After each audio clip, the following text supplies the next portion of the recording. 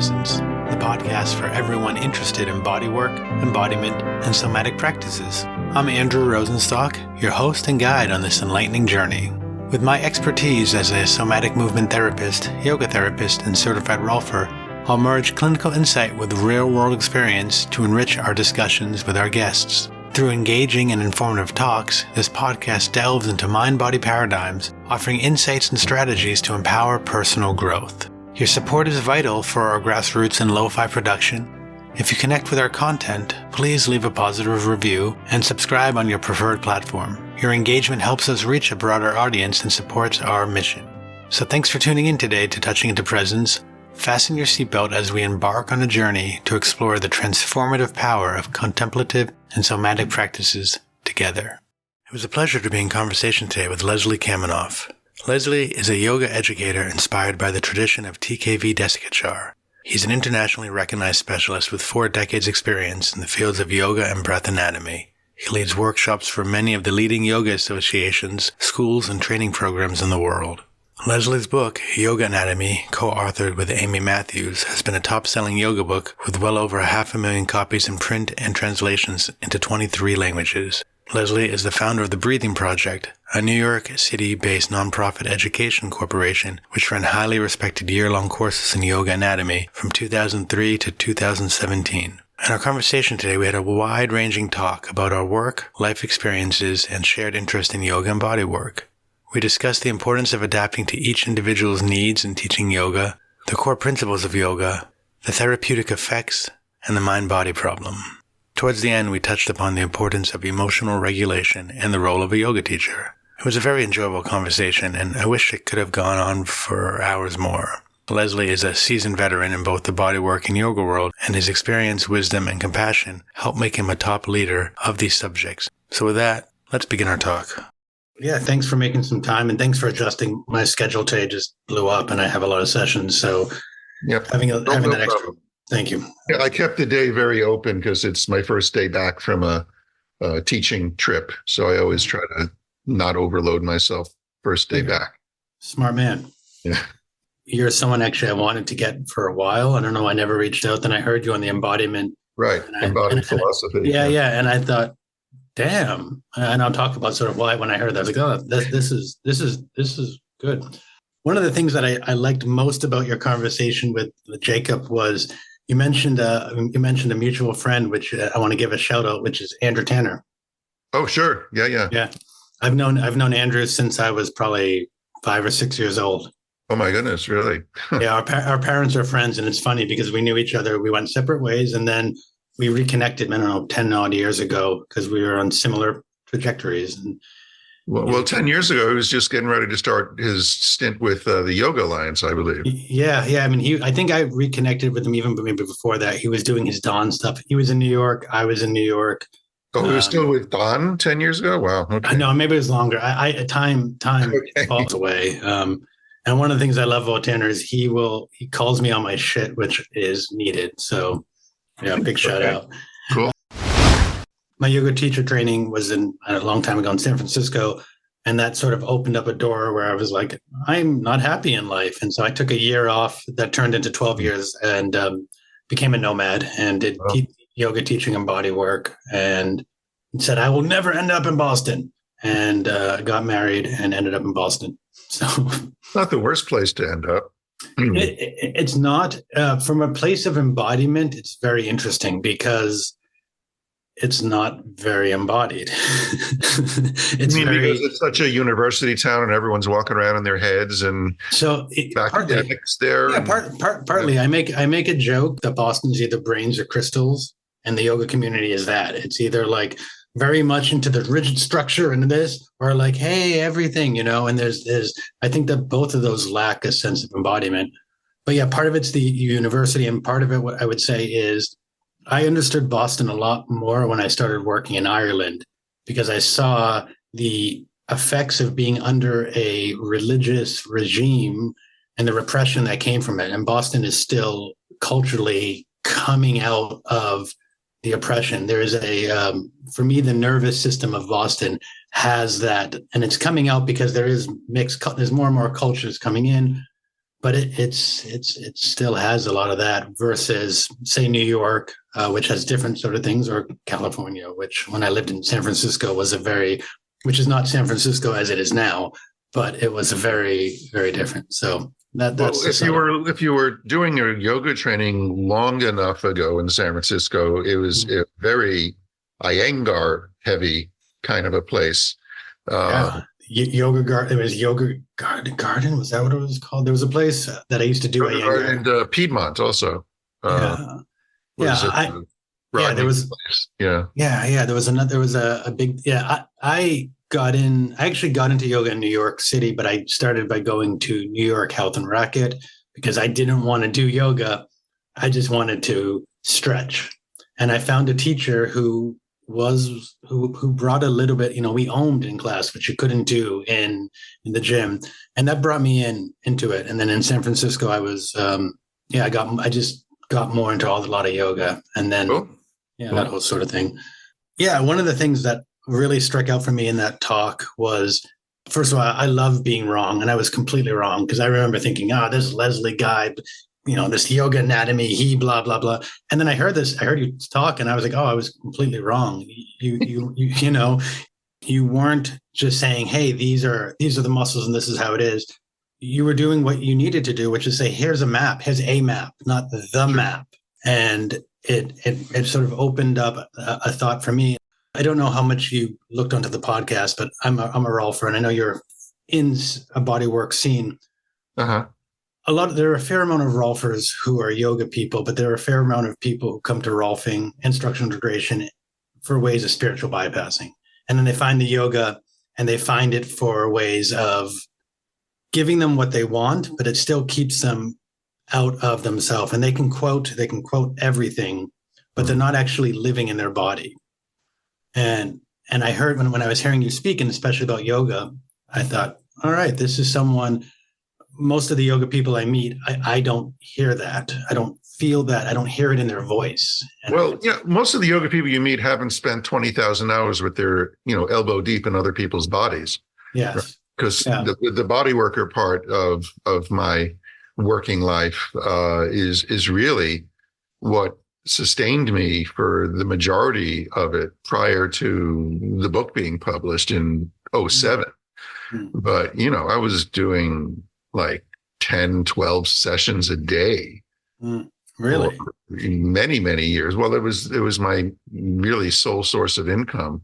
And, I was raising a family and working in New York City and living in the Berkshires, splitting my time. And it was, something a younger person was able to handle. Now at the age of 66, I don't think I could reproduce that level of activity in my private practice anymore. Thank goodness I don't have to.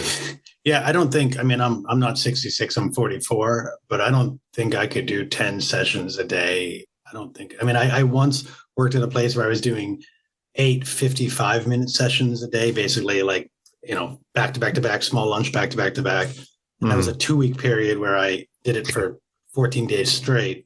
And afterwards, I needed a break. I do 4 to 5 90-minute sessions a day, and that already is my nervous system, my body. But good on you for sure. Well, it's just what I had to do, and just temperamentally and I would say constitutionally, I was well suited to it. But it wasn't that way in the very beginning. In the very beginning, I couldn't figure out how to do a session in less than 2 hours because I do everything I knew how to do. And that changed over time, obviously. This part in particular is actually one of the things that prompted me which is, so I'm biased in that I became a yoga teacher and then became a body worker. Same order for me, actually. Yeah. And one of the things that I believe made me a much better yoga teacher, and I am a yoga therapist, which if you want it later, we can dive into also that, because I think that's a fun topic. But you're all official with IAYT? I'm all official with IAYT. Okay. Yeah. All official with that.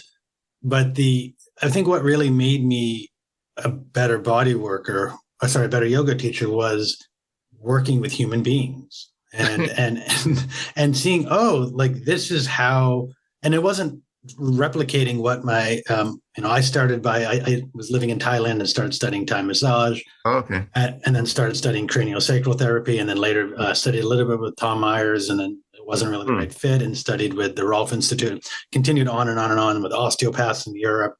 Just a lot of So stuff. you started with Tom, then went to Rolf. Yeah. Okay. Yeah. I went there partly because of my schedule.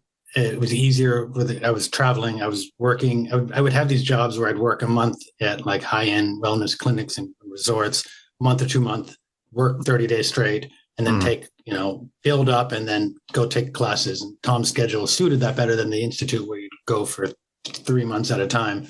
Sure. But the schedule changed, and for me, the Rolf Institute was a better fit. I'll leave it at that, just because there's a lot of anatomy trains people who listen, and we all have differences, but the Rolf Institute, as messed up as it is, and I have another talk that's going to be aired probably before this with a few other Rolfers talking about that. But that's how I went. But there were divisions in that way of working when Ida was still alive. It's not like it's been one monolithic, unified community from the get-go. Yeah. I mean, I trained with. I was, the way I say it, I was trained by a guy who was trained by a guy who was trained by Ida Rolf. That's the sort of Bill Williams branch of Soma body. Yeah. And my teacher, Craig, was in the first class that ever graduated from Soma, and he went on to teach there. And, that's where I first learned my hands-on myofascial skills back in the 80s, when we brought Craig in to run the massage therapy department at the International Sports Medicine Institute, where I'd been working. That was my start back in it was 84, I guess. Yeah, well, you see the same thing playing out in the yoga world. You see it in most places. There's a methodology, or you see it in the business world. There's a family business. Parent passes away, the 2 children. I mean, I think of in New York, I used to love to go to the Turkish Russian baths. Oh, the Schwitz on 10th Street. Sure. Yeah. But you had to know which day, because they run the family, the brothers hated each other. You were going after Boris and David split it in two, like Solomon's Baby. I used to go before they owned it. I mean, I've been going there since the 70s. So yeah. Well, I wasn't born then, so it would have been harder for me to do it. But yes, the same. But yes, to bring it back home, the sense of what made me a much better teacher was working with bodies and having to not say, well, this is what Dr. Rolf said a body was, but saying, here's a body. Because a lot of times also the body showing up didn't fit the paradigm that I had been instructed. And I could overlay the map that I learned on top of it. But my brain, the way it works is my background's in IT. I'm more of just a philosopher in general. I like to figure things out. And so I said, okay, how do we help this person be better? And that then was transposed over also into yoga teaching.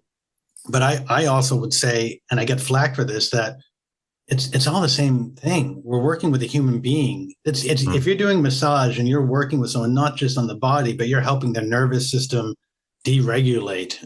You're doing yoga. You're helping them find more peace with reality as it is. They're more aligned with life. That is an aspect of yoga. And so for me, that was part I don't say it. It's an aspect of yoga. I'd say it's the core. It's the core of it, at least as my teacher and what I learned from my teacher understands it. It's about space. It's reducible to the simple act of reducing dukkha in somebody's experience. And dukkha translates to simply bad space. And sukha, what we're looking for, is good space. And that's something any body worker who's ever had their hands on a person can relate to. There's something that is congested or obstructed or adhesed, good word, and you're going in and you're de-adhesing, making more space in the breath, in the body, for the joints to move freely. So it's a core value as far as I can tell. And to me, there's very little difference between the objectives that I would have as teaching a room full of people as a yoga teacher and what I would be doing if I had an individual on a table. It's about less dukkha, really.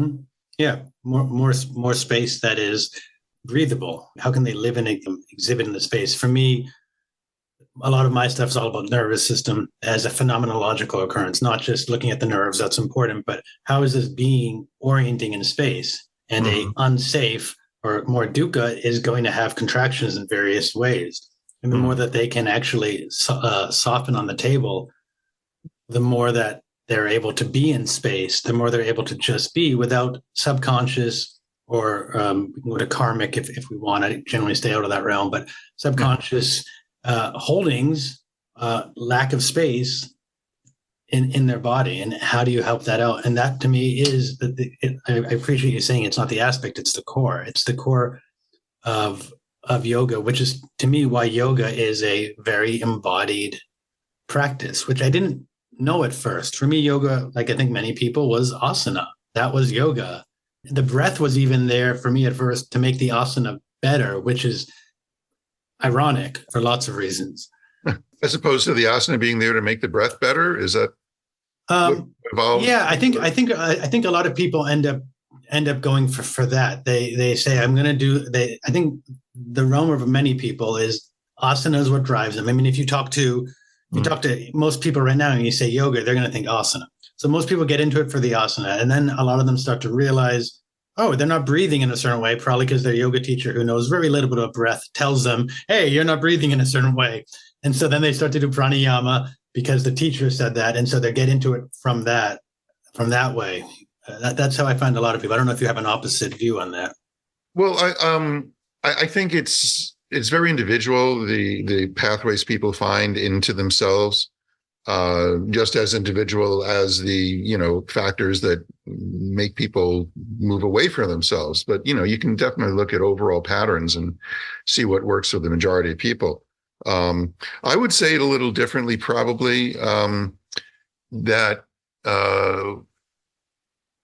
the breathing is what makes it yoga, as opposed to like, well, again, this is kind of an Iyengar idea, is that you master asana to a certain degree, and then you get the most basic instruction in breathing, and so the topics are seen as fairly distinct and progressive. Like you have to master one before you get to the other. And I think that comes from this idea that Patanjali's 8 limbs are more like steps on a staircase, Right. If you think of it more as a ladder, when you're climbing a ladder, your hands are up on rung 5 or 6 and your feet are down on rung 1 or 2.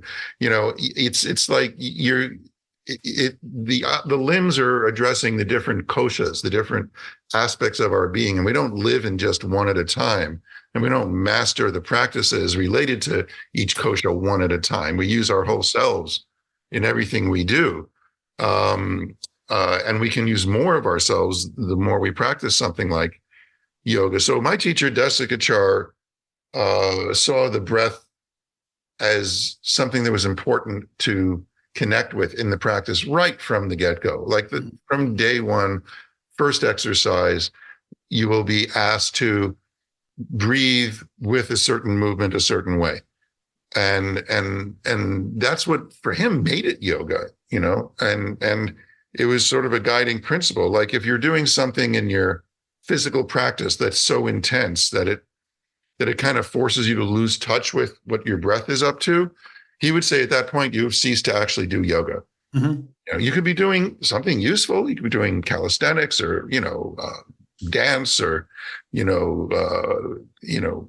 stretching, whatever it is fine. But to really technically be able to call this a yoga practice, the breath had to be at the core of it. And there's deeper reasons for that as well. The breath teaches us the most important lessons about being human, because it's both voluntary and autonomic, right? So when you're working with the breath, it's showing you right away, on the one hand, all the possibilities that you never thought were there in terms of what you can do and how you can change or extend or integrate the way you're breathing with your life. And by the same token, it's going to absolutely show you what your limits are, because, the breath is completely autonomically controlled at a certain point and in certain circumstances. So this negotiating the aspects of our existence over which we have some choice and control versus the ones to which we must surrender is the built-in lesson we learn when we're working with the breath. So I can't imagine calling anything yoga without a consideration of breathing being at the very core of it. Yeah. I mean, I wasn't, and I think this is hopefully known. I wasn't saying that it wasn't. I was saying that for me in that beginning, and then also for numerous people having had 40 odd years of yoga in them to get to the points you're making right now, versus, I think people coming in and of course they say this is yoga by, and I'm doing pranayama. The whole point is Ujjayi breath is yoga breath. So there is that correlation. Well, it's a technique. It's not the only way to be breathing when you're doing the yoga. For sure. What I'm trying to say more is that that's what a lot of people are thinking. That's what I thought when I was beginning. That's when I meet people. I get people on the table, and they usually do one of two breaths. They either do Ujjayi breath because they're yoga people, or they do this purse breathing, and it's because they're Pilates people. And what I tell them, which is similar to what you were sort of saying here, there's different choices. I say the only real time you want to be doing Ujjayi breath is in yoga. The only real time you want to be doing this other purse breath is when you're in Pilates or a Pilates exercise or a yoga exercise. Otherwise, your breath is autonomic. It is showing you where and how it is right now. And for us to overlay a pattern on top of that is not the here and now. We're going into some idea which has value. Like, it's not that that's bad. It has a value for a certain purpose, but that isn't the purpose of what we're doing here right now. And so the breath sorry, it looked like you're going to say something. I'll let you. Well, no, it's a very rich area to explore what you're saying. Because, well, first of all, with the Ujjayi, I think it depends how you define Ujjayi. The very natural tendency to valve our airflow goes beyond just what happens on a yoga mat. It happens anytime you're going to lift something or about to sit up or stand down or get into a hot bathtub. Try and get into a super hot bathtub without, doing some kind of Bandha Ujjayi vocal sort of, modulation of your states of affect using your breathing mechanism. So, there is a technique called Ujjayi and certain practices and techniques that center around Ujjayi. I think what you're getting at, though, is very true, and that's that we acquire certain habitual ways of using our breathing, whether it's something we were trained to do in yoga or voice or Pilates, as you said, and there is a correct way to execute those techniques in the context for which they're intended. But that doesn't mean that any of those techniques should be promoted as the correct way to be breathing all the time. Right. And I think what happens is we learn something that's of great value to us, whether it's belly breathing or Ujjayi or whatever it is we pick up along the way, and it has the potential for transforming in a very profound way how we're relating to ourselves. And so we value the benefit we've gotten from it. And then if within that training we're not also being cautioned that, okay, this is great, and it's not something you want to get stuck in, because after all, it's being stuck that's the problem, not the pattern we're stuck in necessarily, but the fact that we are stuck. And whether you're stuck in a pattern you acquire developmentally, over the course of many years, growing up in this world, or you're stuck in a pattern you paid someone to teach you, you're still stuck. Yeah. The whole point of learning a new way to breathe is that it helps you unlearn your old way of breathing. Correct. And that's where the value is. And once you've mastered the technique that helped you, unlearn your stuck patterns, you don't want to get stuck in that either. It's like my teacher would always say, our yoga practice has to be a little more clever than our habits. We have to, always be tending to that principle. Yeah, 100%. That to me is not what yoga was when I started, but what yoga has become. And I think partly through the body work, partly through a lot of meditation, partly through getting really into Heidegger and Merleau-Ponty and other philosophers and postmodernists as well, and looking at how they were framing, different ontological frameworks and saying this is kind of the same as what yoga is pointing to. Is it? Where does Heidegger stand on the mind-body problem?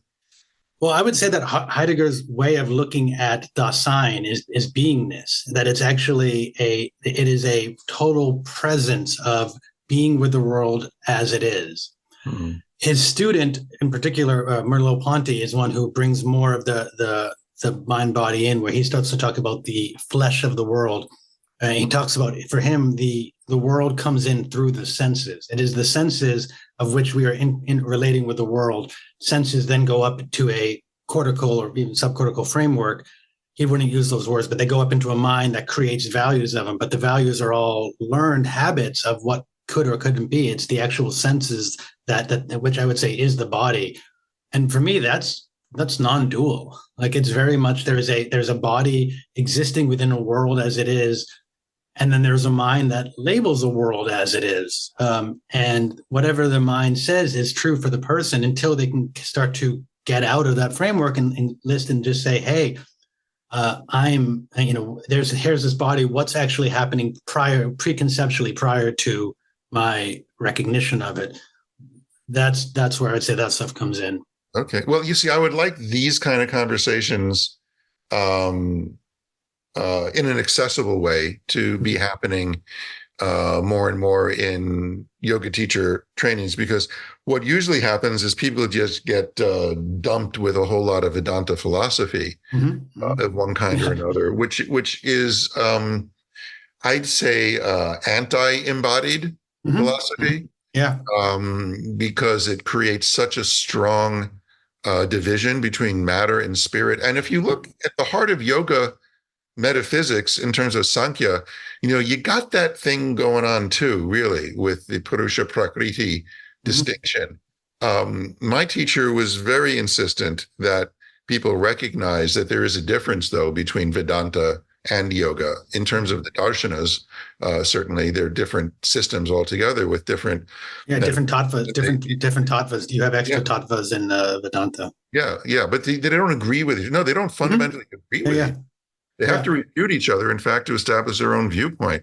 And so, his father, of course, Krishnamacharya, being the scholar he was, imparted all of this to Desikachar, and he was very attentive to people not misusing terms or importing terms into yoga that aren't actually part of yoga, like ego, and Atman and things like that.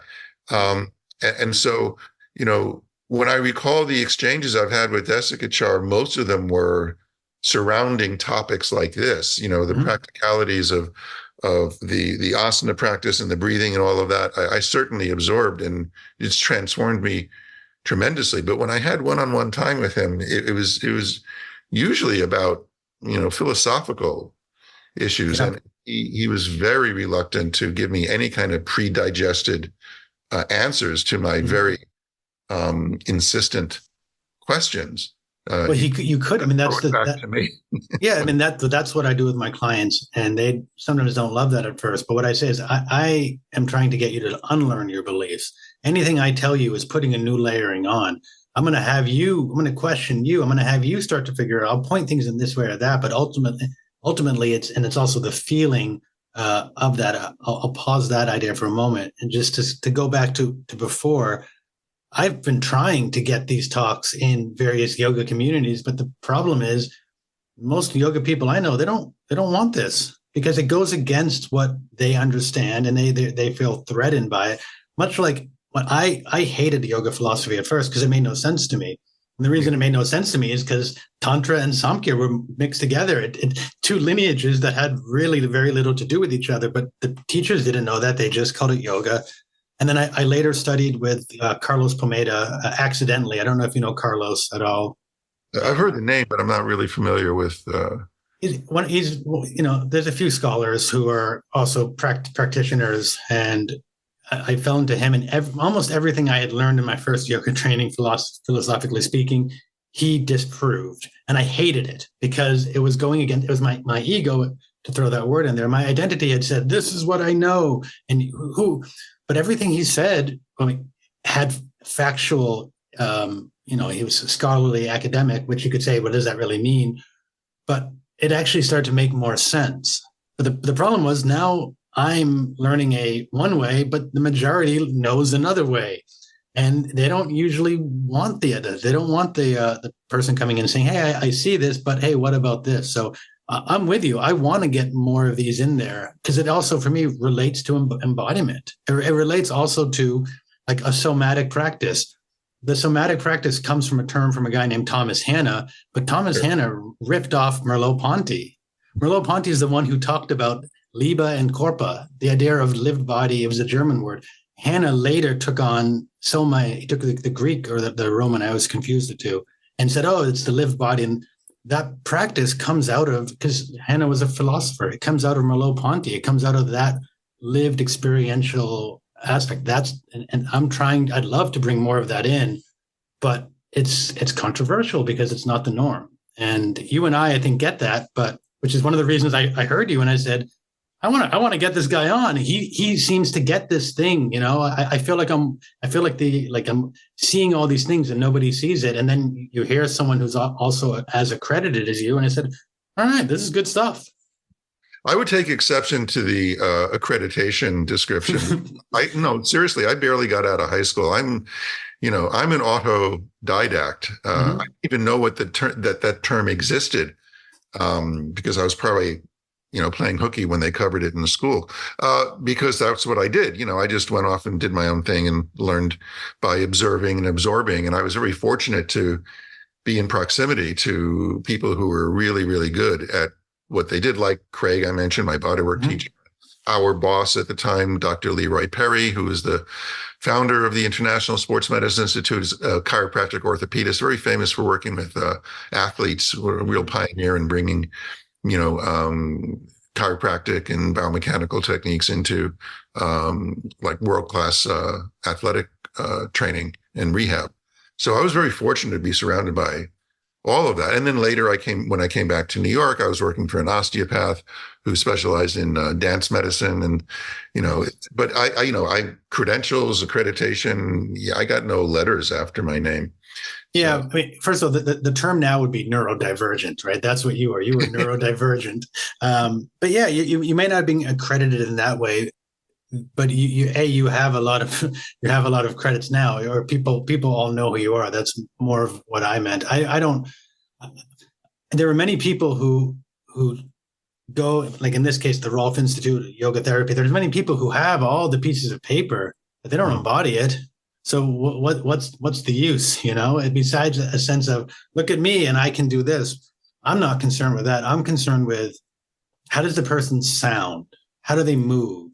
Does it, that to me says, oh, there's an embodiment in that we can start to hear when somebody, doesn't matter if they're high honors or if they're the guy in the corner that never went to high school even.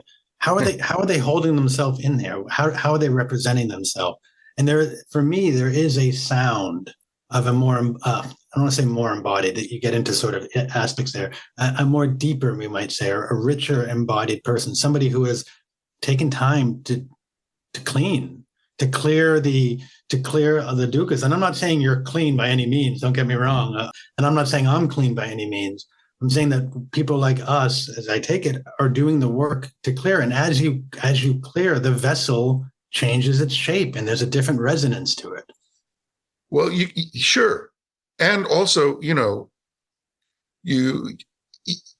would be almost impossible. Well, I'll speak for myself. I don't want to overgeneralize, but for myself, it would have been impossible for me not to have been transformed by the proximity I've had to the thousands of people I've worked with as they discovered something profound about themselves. And this comes from me focusing so much on breathing as part of the body work I do as well. And it's sort of, I often think of it as being similar to what a midwife or a doula gets to experience when humans are being born, because there is a sort of a way that people can be reborn to their own aliveness when a session is successful, and when all of a sudden their breath is inhabiting spaces in their body that it hasn't moved in for a very long time. Yeah. Or perhaps ever. I don't subscribe to the myth of the enlightened baby, especially as far as breathing is concerned, because babies have, immature breathing mechanisms, and they actually have a much harder time doing it than adults do. So, I mean, to be around that and to witness it over and over and over again is such an incredible privilege and transformative element in my life. It does seep in. It seeps in after a while. Yeah. I think the baby thing, first of all, I've studied too much embryology and pre and peri to look at that. There's a part of me that wants to say, but aren't we all enlightened? We just don't know it. But I'm not going to go down that road right now. But there's I would challenge the very concept of what people consider to be enlightenment, because you can get pretty far with just having a brain bleed in your left hemisphere. Look at Jill Bolte Taylor. So her famous "My Stroke of Insight." No, I know that. I also know someone I've been in conversations with who is claimed to be enlightened, and he's passed all the neuroscience tests. And when I speak to him, his body to me is he's just in an extreme fight or flight. His whole nervous system doesn't speak to me. But try telling that to him, which I have. He doesn't actually appreciate it. Wait, back up. You say that there's neuroscientific tests that can verify people's enlightenment? I'm in Boston. Remember that. It's Harvard. And I know someone. It's really funny. I know someone who is leading. There's a few research studies about meditation at Harvard, and he's leading a test on deep meditation. And of course, to me, the irony is there's no levels. There's no deeper or other, but they're looking at brain waves and they're looking at scientific data as if that could measure beingness, because they have an idea of meditation, which I think they've conflated to mindfulness. But there's once the electrodes are off and they've analyzed all the brainwaves, do they follow up and observe these people when they go for Thanksgiving and become assholes with their family? Yeah, I have no idea, but it's funny. I mean, that's that's one of the things. I'm sure you have this too. I had a client the other day who I said, when you leave, by the way, try to keep the same pattern. I said, I saw you walking after the session. It was completely different. Because they mimic, they want to have this walking, and then they leave and they completely change. They go back to, this is how I'm supposed to be in the treatment room. This is how I'm supposed to be in the meditation exam. I am so well. And then you're right. Then they go home. I mean, I love my wife and my parents because they show me how much work I really need to do on myself constantly. Yeah. I mean, so being in any kind of sustained relationship with another human being and not letting it devolve into, unconscious projections, is the greatest test of whatever the hell enlightenment is supposed to be. Yeah. And I don't even subscribe to, the whole notion, frankly. I think it's just projection and mass hysteria, more or less. Because I've been close enough to enough so-called spiritual organizations over the last however many decades. I started teaching in the 70s and been behind the curtain on these, mind you, not, the PR they put out to the general public and the people they're trying to, but like what really goes on behind the scenes. And it's just all corrupt, really. Oh, yeah. Root. Yeah, I mean, that's one of the reasons I've struggled with many of the organizations I have, is I think I've felt that and seen that. I don't even know if enlightenment actually exists. I don't think I will ever know, but I like the idea of working towards being a better human being and and working on clearing my samskaras or clearing my dukkha. And so I like that idea of constantly being in process or constantly being an embryo, always evolving into the next phase of life. I love those that way. And I think that even if I never reached that state, I would be a better human being and I'd be a happier person. And I would. So would the people that have to live with you, Well, yes. And because I think you probably notice, as you start to go through those changes and start to wake up in various ways and realize, holy shit, this is how I've been acting. and Yeah. 99% of the world doesn't, it can be hard to interact with one of my meditation teachers had a story that as he was doing it, at one point his wife said, "Oh, you're back finally." Like he didn't think he went anywhere, but he had that process where I think we all do. We start to become a little aware. So our ego takes over. Look how great I am, or I'm having division between me and this other. And then over time that easily gets down. But in the process, man, it's tough to be around. Well, I've had enough glimpses over the years of what that state of clarity feels like and how I interact with the world around me when I'm in that state. And it can be fleeting and frustratingly fleeting, but I can imagine somebody that is able to more or less stabilize and live in that state. And I've been around people who spend a lot of time in that state, not all the time, because they can be assholes too. My teacher wasn't a saint. He wasn't, perfect. He made mistakes in judgment and all of that, particularly around family. But, I've tasted it enough to be able to theorize what it would be like to be more stable in it. And yet it's definitely something to strive for. But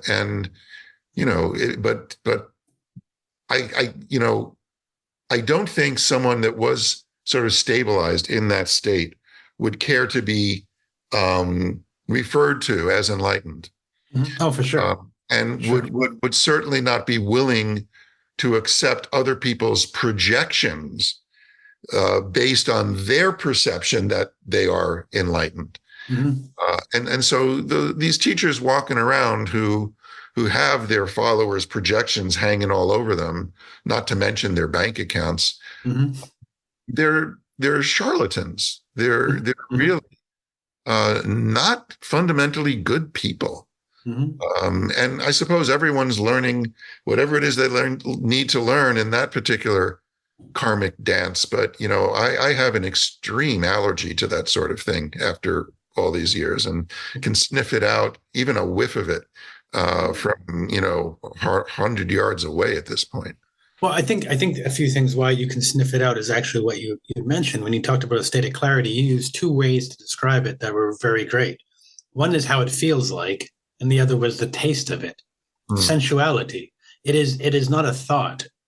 The state of clarity is not a thought, which is seeming paradoxical because it's a state of a mental clarity. You would think that, how could we think it? And that's what happens is we keep thinking our way into it, which is why the charlatans come. They make wonderful theoretical claims and they exist within this non-felt world.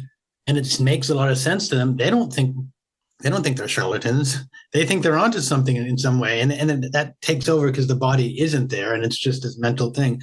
But for you recognize it's a taste, it's a feeling, and you can smell it out. It's that for me, it's all about, you can perceive it because there's a felt sense of this is not right. Right's not the right word. This is not aligned. Ultimately, words, like I'll say a lot, this isn't the right word because words will fall away to the actual thing underneath it. But I think that's why what you are picking up on is through that deeper embodiment, or we could dare say yoga, you're aware of it. I'm also mostly aware of when I'm not in it. Once you've had that taste, as we're calling it, there's a deep part of myself that is like, okay, I may need to check my premises here because I know that the place I'm acting from and interacting from right now is not that, because I know what that feels like. Correct. And I'm open to correction when I'm not coming from that place, for sure. Yeah, and again, what that place feels like, and at some point, for me, what's happened is I'm in that place, and at some point I recognize, I'm not there anymore. It's a gradual. That gradual could be a minute or it could be days. I don't quite notice it, and then I feel a little bit not there, as if there was a place, and I don't feel the same. Now, if I try to get there, I'm not going to, because I'm back in that conceptual framework. For me, the way always is for me, it's my nervous system is how I refer to it. I sort of anthropomorphize my nervous system. It doesn't feel, there's a different sensation. There's a jacked up, whatnot. And I know that if I just go sit in meditation for 10 or 20 minutes, it'll help. It'll bring me down, or do other sort of practices. Speaking of that, it just occurred to me, I'm going to be attending the Boston version of Gil Hedley's Nerve Tour. Oh, in August, right? Yeah, in August. So Yeah. I'm kind of guessing that that's something you wouldn't want to miss, and I'll probably see you there in person. Yeah, I haven't set on my web browser. I just have to pay. I just haven't done it yet because some personal things in life trying to figure out. But yeah, and Gil's been on the talk, and I love Gil. Gil's amazing. I think Gil is a blessing to the earth. He's wonderful. Yeah. This planet would be a far sadder place without a Gil Hedley in it for sure. He's dearest friends, actually. He's been filling rooms across the country, which I think is fantastic. And yeah, we arrived at the lab in Colorado Springs last June, just as he was finishing the dissection and laying it out for the final photographs. And it was just like perfect time. We went straight from the airport to the lab even before we checked into our place. And Gil was just there, just arranging the last few nerve fibers. And my partner, Lydia, walked into the room and pretty much just burst into tears when she saw what he had done. Wow. It was really quite extraordinary. Yeah, I have friends who've already gone and seen it. I was in Santa Fe in, I think, October or November for a class, and he had just been there like 3 days earlier. I just missed him. And people there, the teacher had seen it, and he was just raving about it. So yeah. Well, we teach. Well, the reason we were there was we were getting ready to lead one of our own week-long dissection. Oh, wow. Which I do with Lauri Nemetz, who used to be Tom's chief dissectors. Yeah. Oh, right. Yeah, radical. Well, what we will do at the end is we'll share links, and if you have courses, we'll put that up because we do want. I'll try to get Lauri on the podcast because her book is quite wonderful. That have you seen? No. Here it is, the myofascial system in form and movement. This looks vaguely familiar. Yeah. So we run labs together. Yeah. Offline, feel free to connect, and I'll see what we can do for that. Yeah, sure. So there was something I want to call back that you had mentioned that I think was interesting because it also tied into another thing that I want to bring up a bit, which is when you're talking about like being in proximity with people. I think both as yoga teacher and as body worker, that there's a level that you are also picking up on. That's how what I was hearing you say, that even when you're sharing with someone, you're picking up on stuff from them as well, and you're in this field. Would that be a sort of what you were saying when you were talking about being in proximity? Just being present in a way that, as you said, makes people feel safe, and supported in opening to the spaces within themselves that, for whatever reason, at a certain point in their lives felt unsafe to be in. This is deeply tied into the,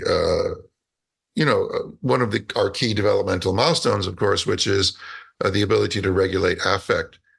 And an embodied way of having a conversation about that is to say that, it's not just the centers in the brain that are associated with affect regulation that are developing, and then you have it, because of course your brain is everywhere in your body that your nervous system is, which is to say everywhere. We do it with our breathing.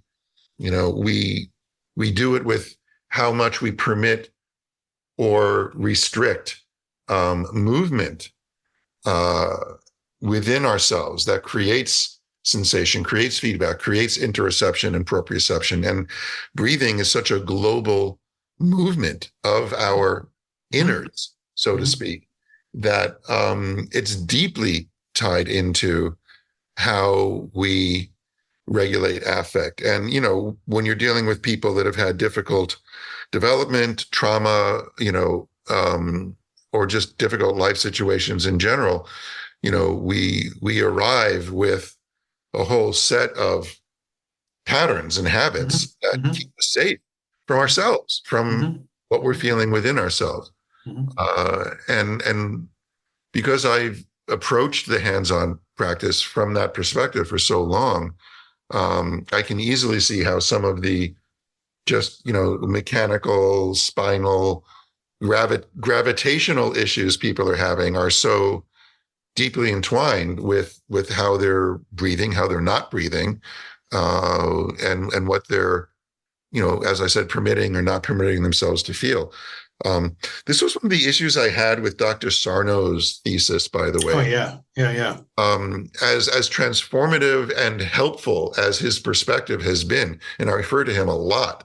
My mom was a patient of his, and I got to meet him when he did his initial intake with her. And I've worked with and come to know some of his closest colleagues over the years. He had a very, for someone that was a proponent of mind-body healing of back pain, he had a very pronounced mind-body split in the way he approached it, because it's very cognitive. His approach is very cognitive. Yeah. And he spoke about this emotional suppression that he described, that is the root cause of people's back pain or other pain, as if you were just flipping a switch in your brain. And then, you were in this state of emotional suppression or suppression of the rage or whatever that caused all the pain. And believe me, I've had that experience. I've been in that kind of pain for exactly those reasons. But it's not a switch that you flip in your brain. It's something you do with your whole body. It's something you do with your breathing. How you permit yourself or restrict yourself from feeling your feelings is something you do with your breath. And, he would have discounted. See, he threw out the baby with the bathwater to a certain extent, because he would say, if you're doing the yoga to help heal your back pain, that's the wrong perspective. If it makes you feel good and you enjoy it and it relaxes you, great. But it's not like you're going to use this discipline to fix the thing that's broken, that's causing your pain, because his whole thing was that you're not broken. It's not the discs. It's not the, mechanical causes that we all think are causing the back pain. It's this thing you're doing with your emotions. And so, because he was such a proponent of that perspective, the baby that got thrown out with the bathwater was that, well, but yes, there are mechanical ways that you've been suppressing your emotions. Yes, exactly. And things like yoga and body work and, some of the other interventions that body workers and yoga teachers and even Pilates people are engaging in can profoundly change the way you're holding yourself and your emotions. So I think a broader perspective was really needed, as much as, reading his book has helped heal people. Yeah, but there are witch doctors. Well, not a PC term anymore, but there are people. John of God in Brazil helped people, even though he was. There are charlatans help people. That's sure. For me. Being in Boston, there are so many mind-body places here that are just mind. And I even said that, I have a friend who works at the Harvard Mind-Body, whatever it is, and I'm trying to get in with him because. Is that Kabat-Zinn's? Well, Kabat-Zinn has, I would say, affected a lot of stuff, or for better or for worse. I mean, there's nothing's inherently good or bad, but that model has taken a embodied way and put into a linear cognitive way of meditation, which isn't meditation. But no, there's a guy, I don't want to mention his name just in case he ever listens, because I'm trying to get him. But he talks about top down and bottom up, and everything he talks about bottom up to me is what I call a top down up. It's an idea of the bottom up. It isn't the actual felt experience. Right. It's no less of a hierarchy if you turn it upside down, is what you're saying. Well, I'm saying that you can have a cognitive model, and then you can have a lived visceral experience. You can feel and move prior to conception. There are things happening that are not just cortical maps. But if I'm trying to see the thing down, I have to first have a cortical map understanding to relate it to, and that's what they're doing. But it seems bottom up, so they say okay, but it's to me it's not very. It still keeps the mind body split. It doesn't allow for that. Sarno's stuff I think is great for what little I've read, but it's First of all, like you were saying, there's no root cause. There's never a root cause because we're human beings dealing with numerous things. A root cause is very linear. Human beings are multidimensional in terms of everything. And so if you look for a root cause, you can find it. It won't be it. It'll provide the root cause is that your parents had sex, Yes. Well, but then their parents had sex and up. Well, sure. Look, when you do anatomy, you get to that very quickly. And this is something that, Gil talks about in his lab. And I've kind of, I've been inspired by that. I mean, like when you look at the heart and realize that it's not a pump, that's that could, at least on a mechanical level, could be, responsible for all of the movement in your circulatory system. Mm-hmm. Right. Because we know what those look like. They're about the size of a refrigerator and they sit on the floor of an OR and you plug them into the wall. Mm-hmm. Right. That's the kind of pump it would take to, account for all of the fluid movement in your circulatory system. And the heart is not that, and then you ask yourself, well, where did this movement come from? And then embryologically you say, well, it was there before the heart showed up. Okay. Where did that movement come from? Well, it came from your mother, Sure. You inherited the movement of everything that's flowing through your tiny little tubes, which is all we are embryologically. Where did she get it? Well, she got it from her mother. Well, you go from an infinite regress of mothers, and what was there before that? And you just go, well, the primordial ocean, the Big Bang, it's all inherited. There's no start point unless you consider the Big Bang to be the causeless cause. So yeah, but that's anatomy takes you there pretty quickly if you just think about it for 5 minutes. Well, it does if you, and this actually was where I was trying to tie in before, but this I think ties in very well here, which is, so, and my wife never listened, so if I ever seem demeaning to her, it's okay. But my wife is a teacher. She refuses to listen to your podcast, so you can talk about her? She has no interest in this. No, I talk about myself, I talk about my clients, I talk about real things with people, because I think if we can hear an experience with someone else, it helps us. I love the people. When I meet people, I always have to say, I love my wife. I just use these ways. Sometimes people say I'm demeaning. I'm like, I'm harder on myself. It's more it's to use it as a metaphor. Okay. It's just that she's alive with me. She's a teacher. She teaches people. I would say I prefer to think of myself as an educator. And the difference between teacher and educator, and this is one of the things I heard you talk about, is that if somebody goes and studies anatomy, like you're saying, just look at the anatomy. Well, no, if they're taught anatomy, they don't see what you're talking about. But if they've been educated in anatomy, then they can start to see what you're talking about.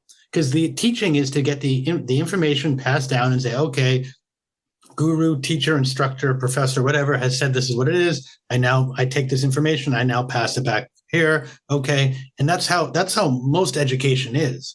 And I'm not saying it's good or bad. But the educator, for me, the educator says what you're saying of, look at what I'm seeing here. Look at what I see here. What do you see? do you see the same sort of thing? And this is where I was trying to tie it into the sort of you being in proximity, is that I'd say that what makes you an educator is that even when you're with someone, you're learning from them and then putting it back into them. And that it's this rich dialogue happening. Sure. That is education. And I think someone is studying anatomy through an educator like Gil, or like what you're going to be doing or what you already are doing, gets that. Whereas the instructor, which is how I was taught my anatomy first through, I have these pictures behind, this is an audio, but you can see I have pictures behind me. I only have these because the lady who I took the remote of her had them. I don't refer to muscles and bones very much anymore when I work with people. We give such a great critique of that poster when we're talking what anatomy is and isn't. Yeah. This is everywhere. And, it's such an illusion, really. It's such an illusion. I tell my clients, this is a picture of a body. It's not your body. Don't hold too tight to it, For but the audio-only people that are listening, it's the classic muscle chart. It's Mr. Muscle Man standing in back with his skin off, looking like a perfectly normal man, except without skin. And the fact is, when you take the skin and superficial fascia off of a body, you lose all those nice contours and curves and things that this thing is telling you are there just beneath the skin. Mm-hmm. And they're kind of not. Yeah, I'd also say that it's not perfectly normal because I've never seen anyone that looks like him, even with the skin on. Well, what is normal? I mean, variation is normal. It's not like we're all different. Everyone knows that, but they think we're different from what's normal.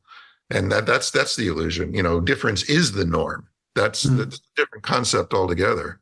I agree. I agree. And I actually think if more people had conversations like this, although I don't know if people would agree with me, I think this is what would make better yoga teachers and or better yoga therapists or whatever you want to call it. Because we're asking questions that may not have an answer, but they're allowing us to step back and say, well, what is this thing I'm working with called a human being? And that is something and I'm not trying to critique the yoga. I always sound like, I tell my clients, I sound like a contrarian. I'm not one, but that's also what a contrarian would say. So, be aware of that. It's the spaces in between. That statement just ate its own tail pretty quickly. But there's no way that it's the space in between within it, right? So I'm not intending I'm trying to get these questions because this isn't a normal human being. It's a representation of it. The client we're working with, the person we're bringing to yoga is not. And if we keep teaching these prescriptive formats, it's great because that's what people know it to be, and say that you have the perfect pose because your arms are that. But how is the person living in that moment? They don't allow them. They actually don't. In that yogasana, they're not a lot of times allowed to live in their body. They're living in such a shape and an idea and a contour of the body, which is the opposite of what the intention is. Yeah, but if the intention is to train an instructor, you need a somewhat prescriptive format just to get them rolling down the road.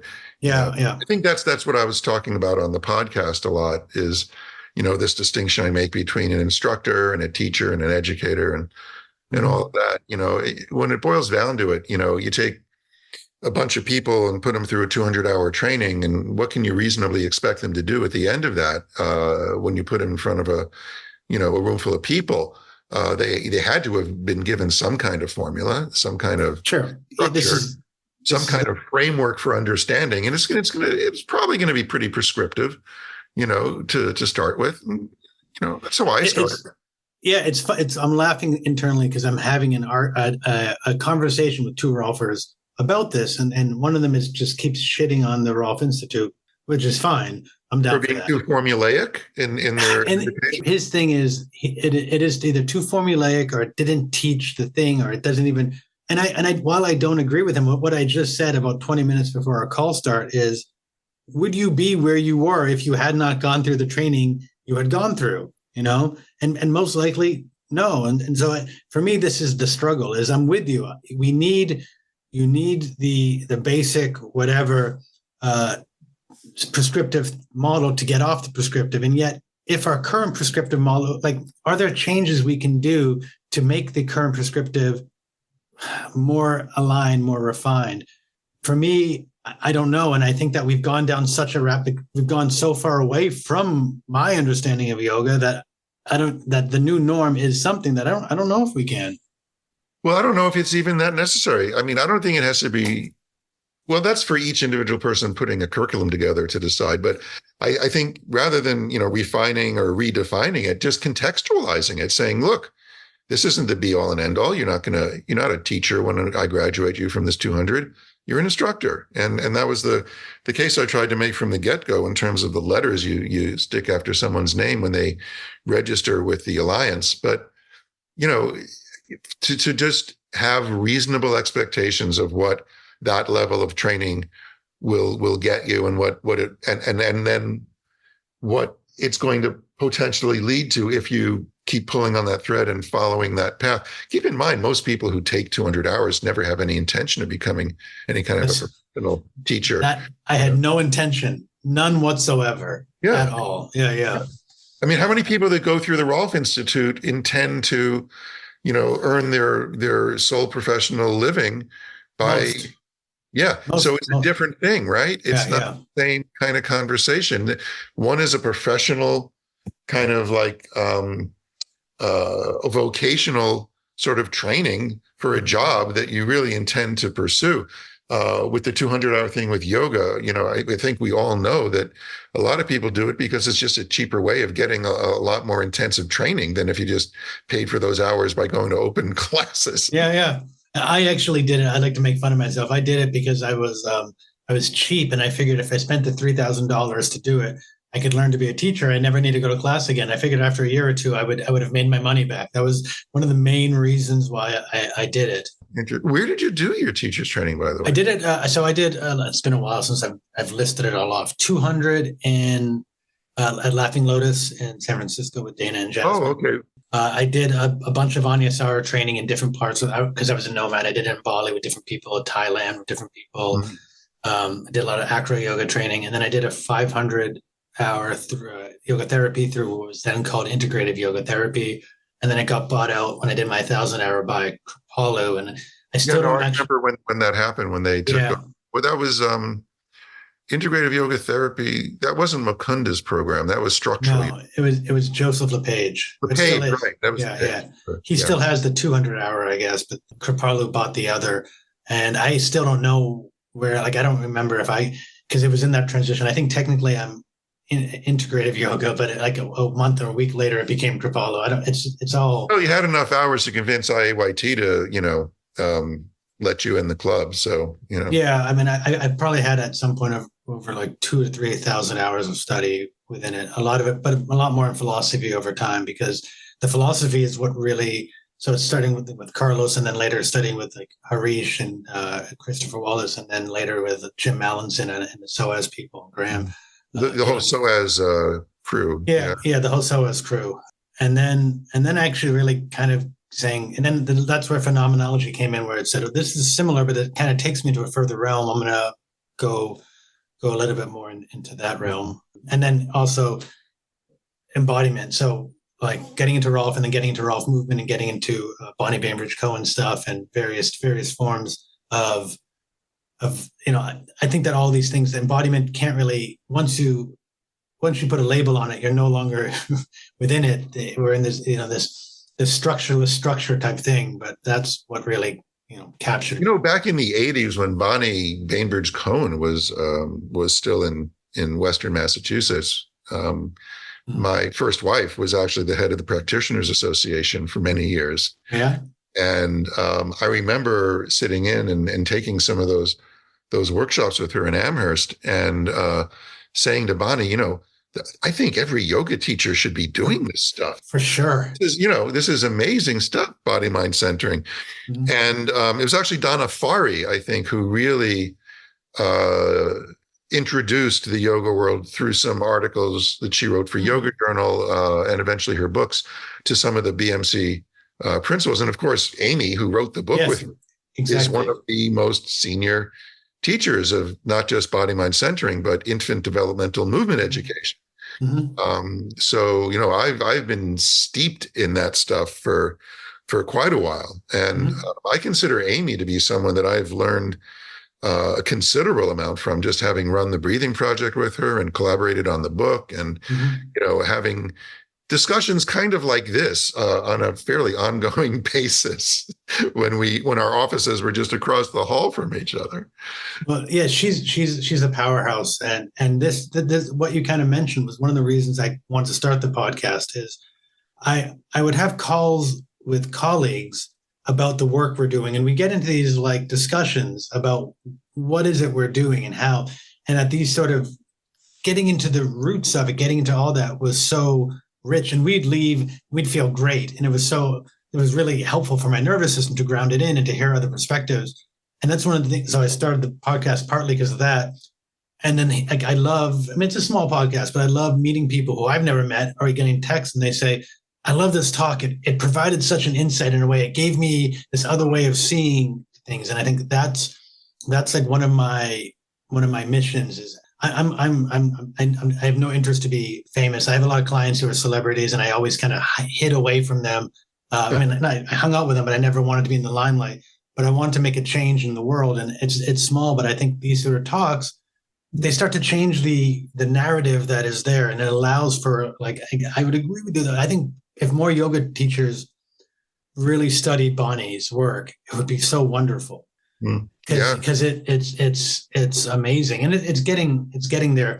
But then it's tricky, because I do know some yoga teachers who study a little bit of a work, don't really digest it, put it out there, and they don't embody it, and they're putting it out there and they're rebranding it as their material and this or that. And that's always going to happen. It is always going to be there. I'm a purist, even though I know it can't be.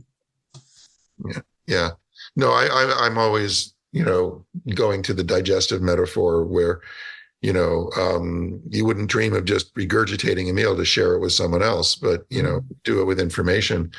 And it's just what happens, and sometimes I call it the day after the yoga journal conference syndrome, where go back to wherever they're teaching after having exposed themselves to this whole smorgasbord of ideas, and they're just regurgitating it on their students for the next week or so. And I suspect there's a lot of really shitty yoga classes get taught in the days following someone attending a yoga journal conference. Yeah, but I think you're wise. We talked about this, and that probably won't go on the beginning. We probably won't get in. But you're saying how you just came back from some period away from teaching, and you're taking time in between, which is allowing you to digest. Even though you were teaching, you're taking information in. You're having a period to sit back and to digest and let the experience come through you, so that tomorrow when you start working again or whatever, you're more present, as opposed to, here, let me do all this blah blah blah blah blah. But my guess is I've been there, done that, and I've seen the results. And sometimes they're not bad results, but if when I'm relating an idea to somebody, and I really do notice that it's not my words coming out of my mouth, it's like, oh, wait a minute, I'm just basically ripping off Desikachar here or whatever, and sometimes still when I'm teaching, I attribute,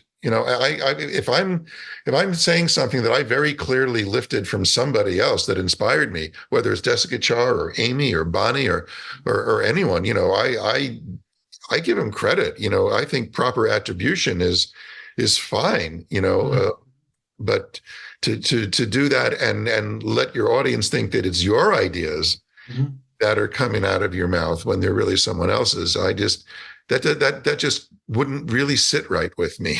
Well, I got to live with myself, Well, I would agree, and I think it ties back in. I think like you said, it wouldn't sit right. It wouldn't feel right. I would even imagine, if you're similar to how I am, which is how I'm taking it in some ways, that even if you did it and you didn't realize, let's say you said something you didn't quite realize, it would feel bad, that you would in that moment feel it and say, this, by the way, came from so-and-so, because it wouldn't sit right. There would be a discomfort in the felt experience, and that would trigger the mind to say, something isn't right. There it is. Yeah, absolutely. And by the way, I only steal from the very best people, as you can tell. So, but you see, it's not stealing really, because when you steal something, the person you took it from doesn't have it anymore.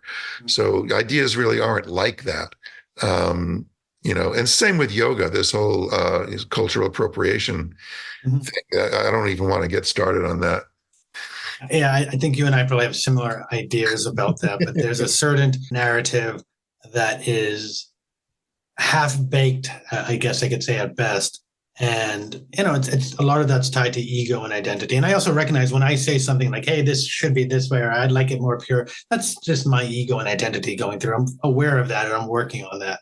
I hear what you're saying. I agree with you. Yeah, we should find at least one thing you can get me to say that'll make some person out there want to cancel me. I mean, otherwise we're not really getting down to it, are we?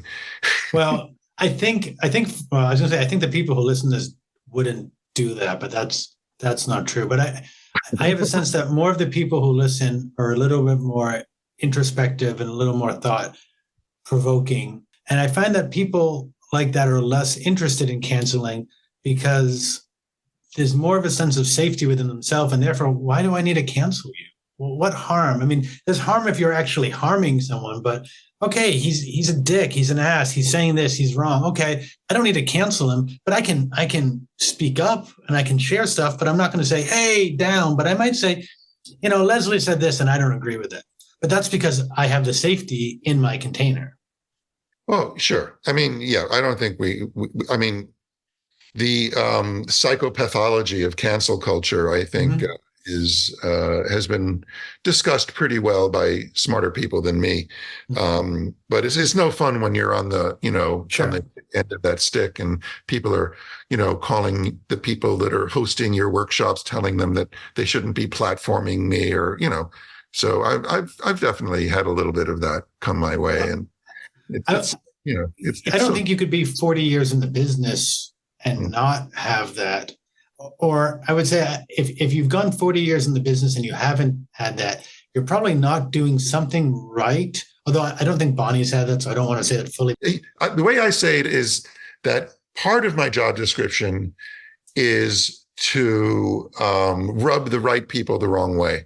Mm-hmm. The main audience is rubbing people the way they want to be rubbed, and because they're interested in what you have to say. But if you're not pissing off a certain element out there, you're not saying anything really substantive, are you?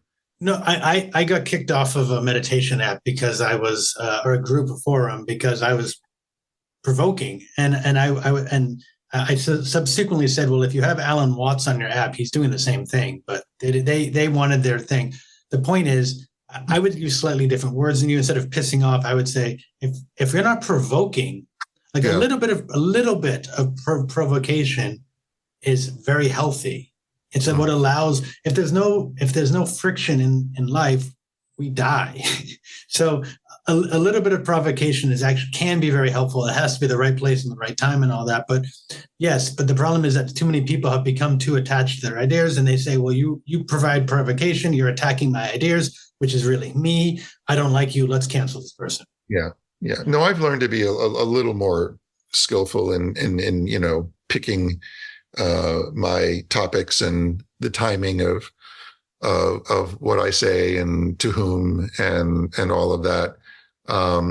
Because after all, if there's a guy at your door with a gun and he wants to rob your house, you're not obliged to tell him where the valuables are. Mm-hmm. It's not like 100% honesty at all times, no matter what. Otherwise, you're compromising your integrity. There's crazies out there, and there's no benefit in intentionally provoking them. There's like anything, there's a skill to it and a nuance to it. So we'll see. Yeah, we'll see if you get angry comments on the. Because I didn't actually say anything. All I said was that it's possible to piss people off. I don't think I've said anything. No, you haven't. You've been wonderful. I cast aspersions on some of the ideas surrounding cultural appropriation, so that might be sufficient. We didn't go enough into it. What I would say though with that is, as far as the crazies, and this would get me canceled, but I'm okay with it because I believe it for now, is that I actually think a lot of the yoga philosophy that's being taught, which is poor philosophy and historically inaccurate philosophy, actually breeds grounds for more crazies. One of my things is, not just in yoga, is we all have poor philosophy. We all are missing something in some way or another. But the more poor philosophy we have and the more we are attached to it, the more dangerous we are as human beings. And if we're learning poor data and we're being told it's getting us closer and closer to nirvana or whatever, it's actually making us more crazy. And I think that's one of the issues within the yoga and the social justice that's wrapped up in yoga, which we won't go into because it will get both of us having people with guns in our door, ironically so. Well, maybe not the people themselves, but actually, the internet has made it way too easy to sort of anonymously act out your baser instincts on other people. Mm-hmm. Like having people swatted, things like that. It's, like sometimes guns actually do show up at your door because, someone tells the authorities that there's something dangerous going on in your house. They show up with guns, and before you know it, shots are fired. So, we live in a really interesting time, I've found. Is that an old Chinese curse? May you live in interesting times. I think so. I think that my wife is Chinese. I'm sure she's talked about that at some point. Yeah. Well, I appreciate your time. Just to have time with you. I've enjoyed the conversation. It went even more rich than I had hoped. I hope you enjoyed bits of it at least. Absolutely. It's always nice to have a chat with a Landsman. We'll be in touch, and have a great day there. All right. Bye. Take good care now. Thanks for listening to us at Touching into Presence. We hope you enjoyed today's conversation. You can find out more about Leslie at yogaanatomy.org. If you enjoyed today's episode, we'd appreciate it if you'd leave a positive review of the podcast and subscribe to it through the platform of your choice. When you do this, it really helps other people find us, and we greatly appreciate your support. We look forward to hearing back from you and seeing you on our next conversation at Touching into Presence. Bye for now.